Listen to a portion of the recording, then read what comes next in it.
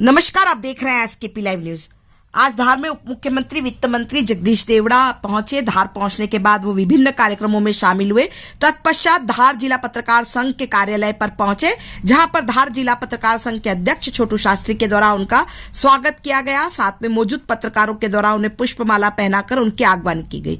वह धार जिला पत्रकार संघ के कार्यालय में स्वागत से अभिभूत नजर आए। इस दौरान उन्होंने पत्रकारों से चर्चा करते हुए कहा कि इस बार लोकसभा में भारतीय जनता पार्टी प्रचंड बहुमत से जीतेगी। तत्पश्चात आपको बता दें कि उप मुख्यमंत्री देवड़ा पिकल बॉल टूर्नामेंट में खिलाड़ियों की हौसला अफजाई करने के लिए पहुंचे, जहां पर खिलाड़ियों के द्वारा ताली बजाकर उनका स्वागत किया गया। आपको बता दें कि सरल सहज उप मुख्यमंत्री पिकल बॉल टूर्नामेंट में खिलाड़ियों के उत्साह के लिए पहुंचे थे। महज खिलाड़ियों के छोटे से निवेदन पर वे उत्साहवर्धन के लिए पहुंच गए। देखें खबर एसकेपी लाइव न्यूज पर।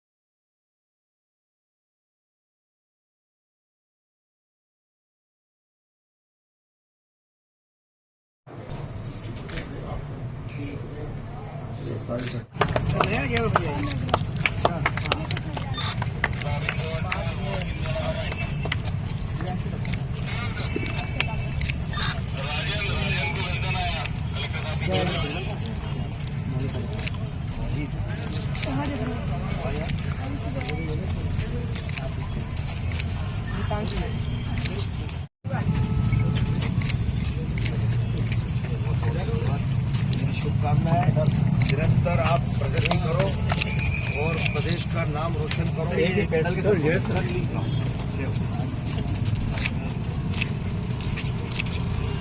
शुभकामनाएं मेरी, स्वस्थ रहो। चुनाव की लोकसभा का चुनाव बिल्कुल चरम पर है और मुझे लगता है कि सब चुनावी मैदान में उतर चुके हैं। भारतीय जनता पार्टी पूरी मुस्तैदी के साथ चुनाव लड़ रही है। मध्य प्रदेश की 29 सीट है लोकसभा की। 29 ही सीट पर भारतीय जनता पार्टी विजयश्री प्राप्त करेगी और हिंदुस्तान में फिर भारतीय जनता पार्टी की सरकार बनेगी।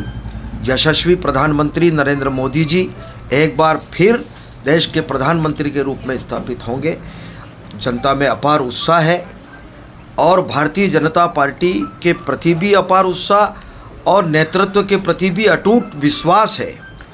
नरेंद्र मोदी जी की गारंटी, नरेंद्र मोदी जी के प्रति भरोसा, विश्वास, इसलिए मुझे लगता है कि जनता एक बार फिर प्रचंड बहुमत से हिंदुस्तान में प्रधानमंत्री के रूप में नरेंद्र मोदी जी को देखना चाहती है। ईवीएम को लेके लगातार जो है सवाल उठते रहते हैं। अभी भी दिल्ली में जंतर मंतर पे भी प्रदर्शन किया गया था, क्या कहना है? वो पूरे हिंदुस्तान में करे, जंतर मंतर पे करे, जहाँ मन पड़े वहाँ करे, लेकिन जनता कांग्रेस के चरित्र को जानती है। और अभी मध्य प्रदेश का जो विधानसभा का चुनाव हुआ उसमें भारतीय जनता पार्टी को प्रचंड बहुमत मिला। कांग्रेस कहाँ पर खड़ी है जनता इस बात को बहुत अच्छी तरह से जानती है। जनता ने फैसला दे दिया और इसीलिए पूरे हिंदुस्तान में अब कांग्रेस के प्रति लोगों का विश्वास हट चुका है और कांग्रेस अब दाएं बाएं झांक करके विचलित होकर के बात कर रही है। भैया भाई साहब, राहुल गांधी जो है, राहुल गांधी ने यूपी के युवाओं को बोला है कि बोले नशेड़ी हैं, वो नाचते हैं दारू पी के। क्या बोलना चाहेंगे आप? अब मुझे नहीं लगता कि मैं कुछ प्रतिक्रिया करूं। अब वो क्या बोलते हैं, रोज़ कुछ न कुछ बोलते हैं, रोज़ उनके बारे में प्रतिक्रिया आती है। इसलिए परिपक्वता, मुझे नहीं लगता कि जो एक लीडर में परिपक्वता चाहिए वो होना चाहिए। मुझे नहीं लगता वो परिपक्वता है। भैया, कमलनाथ जी बीजेपी में शामिल होने की ऐसी बातें चल रही थी, तो वो बीजेपी ने उनको शामिल नहीं किया या वो खुद नहीं जाना चाहते थे? मुझे नहीं पता भाई निर्णय कहाँ हुआ, कहाँ उनकी बात हुई, लेकिन भारतीय जनता पार्टी में बहुत नेता पार्टी ज्वाइन कर रहे हैं। स्वागत है, अभिनंदन है, आ रहे हैं। लेकिन केलारी तो बोलते हैं कि वो बीजेपी में हम शामिल नहीं करेंगे उनको। अब हमारे वरिष्ठ नेता हैं, हो सकता है कहीं बात हुई हो, तो निश्चित रूप से मुझे लगता है कब तक हो जाएगा और क्या प्रक्रिया की जाएगी? बहुत जल्दी, मुझे लगता है कि बहुत जल्दी प्रक्रिया चली रही है और शीर्ष नेतृत्व तो बहुत जल्दी निर्णय लेकर के सबके सामने होगा।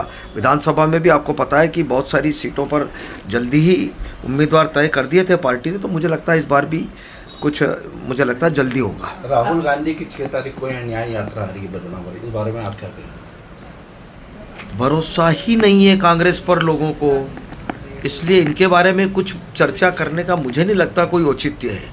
कांग्रेस पूरी तरह साफ होने की कगार पर है, जनता का पूरी तरह से भरोसा हट चुका है। कांग्रेस के नेता अब बयानबाजी जो कर रहे हैं वो केवल एक विचलित होकर के कि कांग्रेस की दुर्दशा हो रही है, इसलिए वो विचलित होकर के अपना स्टेटमेंट दे रहे हैं। लगातार जो है नेता प्रतिपक्ष जीतू पटवारी लगातार हमला बोल रहे हैं कि मध्य प्रदेश सरकार और केंद्र सरकार जो है कर्ज ले लेके घी पी रही है। क्या ओहो, इनके पास में मुझे लगता है कि इसके सिवाय कोई विषय ही नहीं बचा है। ये बात हम कई बार कह चुके हैं कि हिंदुस्तान में कौन से प्रदेश की ऐसी सरकार है जो कर्जा नहीं लेती है। कर्जा लेना कोई बुराई नहीं है, कर्जा नियम प्रक्रिया से लिया जाता है, FRBM का नियम बना हुआ है और उसकी लिमिट बनी हुई है और उस नियम प्रक्रिया के अंतर्गत ही कर्जा लिया जाता है। कर्जा लेकर के कर्जा समय पर चुकाना, ब्याज चुकाना और कर्जा लेकर के सरकार सड़क बना रही है। मध्य प्रदेश की सड़कें अच्छी बनी हैं, कर्जा लेकर के हमने तालाब बनाए, स्टॉप डैम बनाए, सिंचाई योजनाएं बनाई, डेवलपमेंट के काम किए और फिर कर्जा समय पर चुकाया। लेकिन कांग्रेस ने जब जब भी सरकार में बैठे होंगे और कर्जा लिया होगा तो उनने कर्जा लेकर के केवल घी पीने का काम किया। उनने कोई सड़क नहीं बनाई, उनने कोई तालाब नहीं बनाया, स्टॉप डैम नहीं बनाए, न बिजली समय पर उपलब्ध करवाई, कुछ नहीं किया। इसलिए मुझे लगता है कि बार बार इस विषय को कांग्रेस के लोग भी कहते हैं और हम इसमें कोई छिपाने जैसी बात है नहीं। जितना कर्जा लिया वो जनता के सामने समय पर चुका रहे। Thank you.